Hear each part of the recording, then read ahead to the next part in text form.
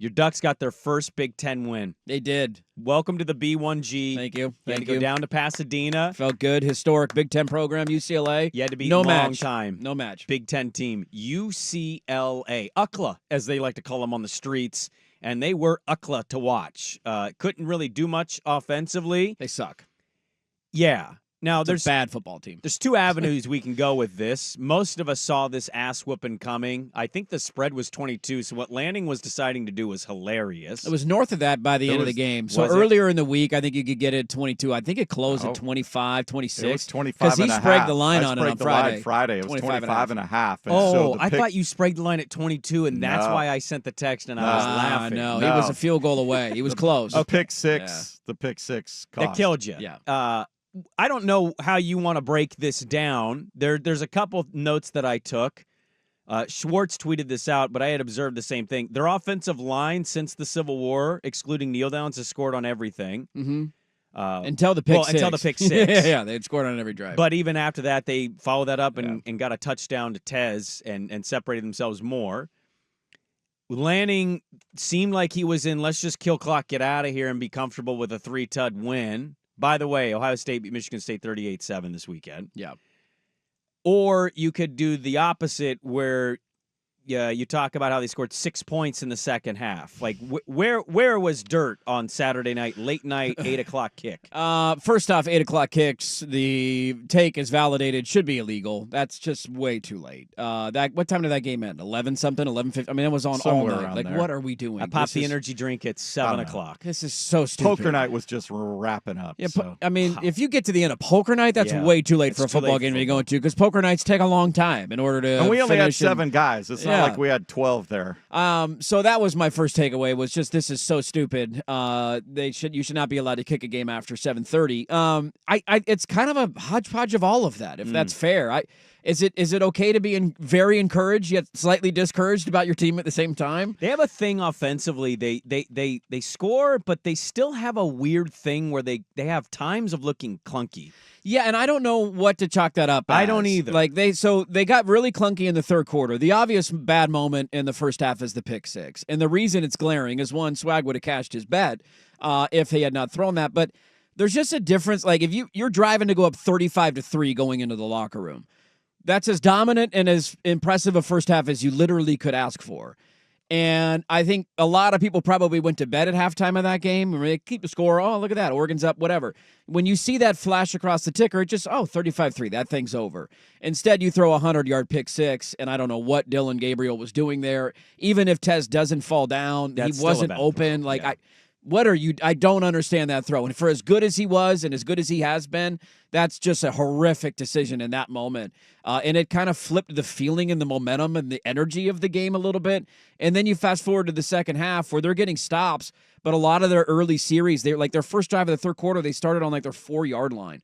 And so they just came out and they're like, all right, let's run it a couple of times, incomplete pass, punt it back, let's play defense. I mean, defensively, they were as dominant as I thought they would be. UCLA cannot run the football. No. And their offense is horrific. They held them to 170 total yards. They were 1 of 10 on third down. Garbers eventually got knocked out of this game. Got knocked out of the game. They had 11 total first downs. Like, their defense totally dominated, but it's hard to get a read because I think your point is valid where in the first half, the only 2 times you had to settle for field goals were times they should have scored touchdowns. One, Patrick Herbert had a ball hit him in the hands. Oh. It was a beautifully thrown ball by Gabriel. I don't know how he dropped that. Should have been an easy touchdown. You had to kick a field goal on that drive. And then the other one that you had to kick a field goal on was an awesome trick play design. Tez missed him. And Tez overthrew him by 4. He was wide open, and he overthrew him by 4 yards. So it should have been already 35-3, but they had to settle for the 2 field goals. And then in the second half, and Lanning even kind of talked about this, their mindset was, let's just get out of here. That's kind of the vibe. It's 10 o'clock at night. Yes. That was due to the short week. We got a short week. Yes. We're playing Michigan State on a Friday. We got to fly back. Hurt. Like, I don't want to let's go show home. anything Game's else on over. film. The last drive was 7 minutes. Yeah. And it's just like, we're going to run first down. We're going to run. I thought they might just, I was still watching because I was hoping, I thought maybe one of the running backs, like on a short yardage, he busts through the line, nobody's back there, UCLA sells out or something. Oh, for your covered spread. Yeah, you're hoping they get one more score. They bust a big run. No, I watched until the very end as well because I was curious if he was going to play that the same way. Like, no, let's get one more and feel real good, or let's just get out of here. We're up 3 touchdowns. Here was Dan Lanning in the post game. on his defense. Yeah, I thought our defensive staff did an awesome job. Coach Lapoy and the whole defensive staff. I thought that was our most complete game on defense. I also thought we had a good feel for what they were trying to do too, and did a good job affecting the quarterback, stopping the run. If you're doing those two things, you get a great chance. It's the one thing about college football that I give the NFL an edge to. What games are better, all that.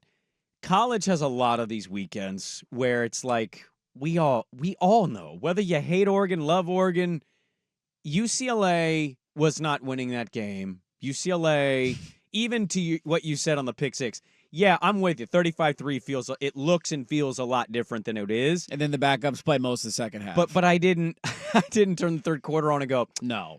Let's see if that momentum's still there. I was like, this game's still over. That didn't change a whole lot other than Gabriel's stat line. So it's just like he got a lot of, like, they got another one of these this weekend, and it's going to be on Friday. And the narrative or the angle is like, Jonathan Smith's back in the state. And that's the angle, because Michigan State sucks. Yeah, the only this is going to be another game where you blow them out. Well, the only thing about college kids is, can you keep them all focused, all on the same page week to week?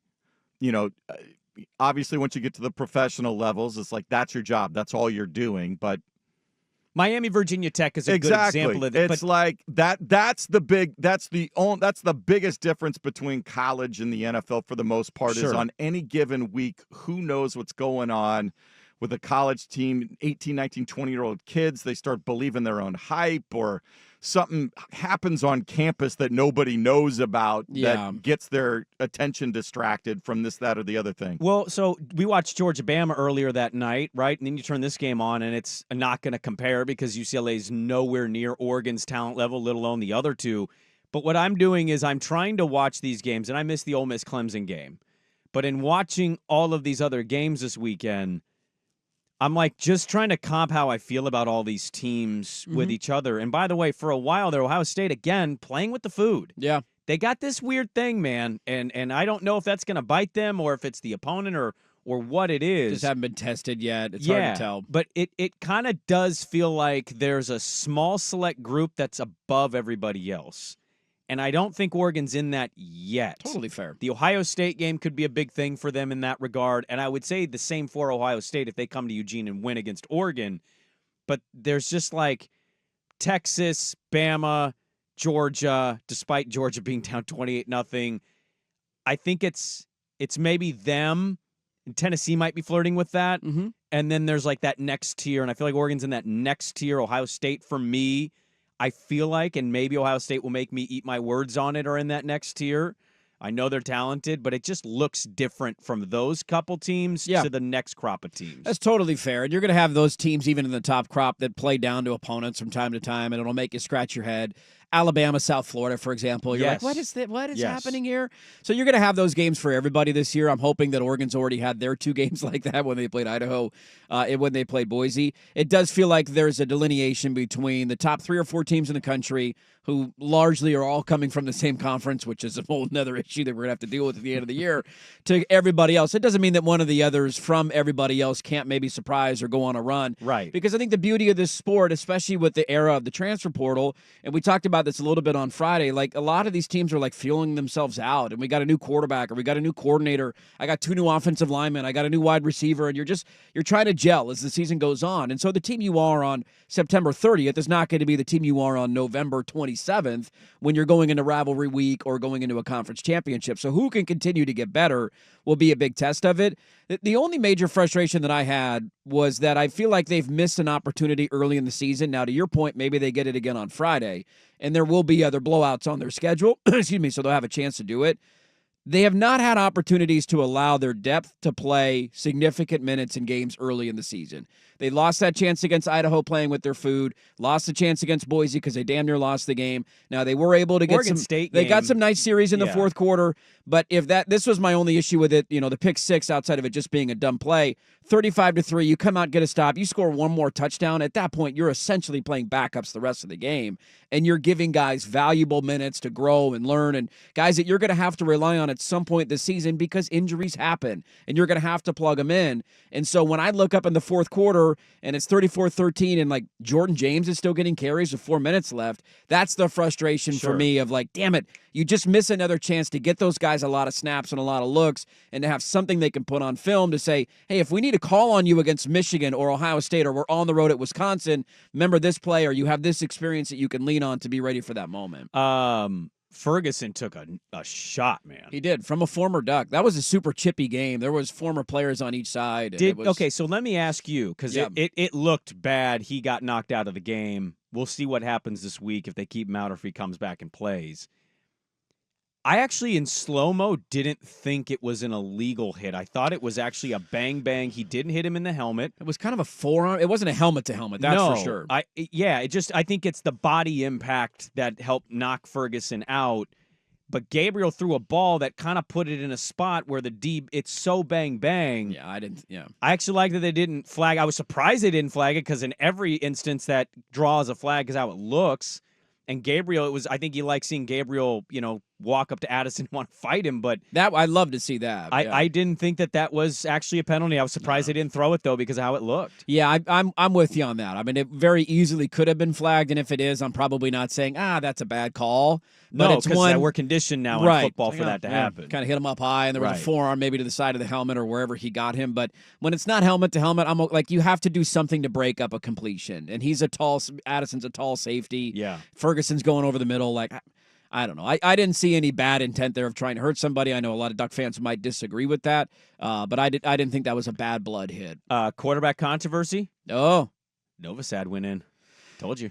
Well, see, this is my point, though. You watch this Novosad guy. It was really smart. Like, people were tweeting about this. It was really smart to not play Dante Moore. Really smart. Because he came in and handed the ball off once and then took a knee. And at this point, if you're Oregon, you would much prefer to redshirt Dante Moore. So why would you use one of his 4 games in a game in which he's not going to attempt to pass? Revenge game. Yeah, I mean, that's a cool storyline, and they should have had that ability to put him in the fourth quarter, and if you don't throw a pick six at the end of the half, I guarantee you he probably plays the entire fourth quarter. Ducks get the win down at UCLA. They play Friday, so it's a quick turn and burn for them. Michigan State and Jonathan Smith coming to town. We'll have more on that game. Are we all together? Are we all singing Kumbaya this week? Let's go. Orange Ducks. in the stands, booing Orange Michigan in the stands, State, booing Michigan State. But not rooting for Come Oregon. on over, Beavs. The water's warm, man.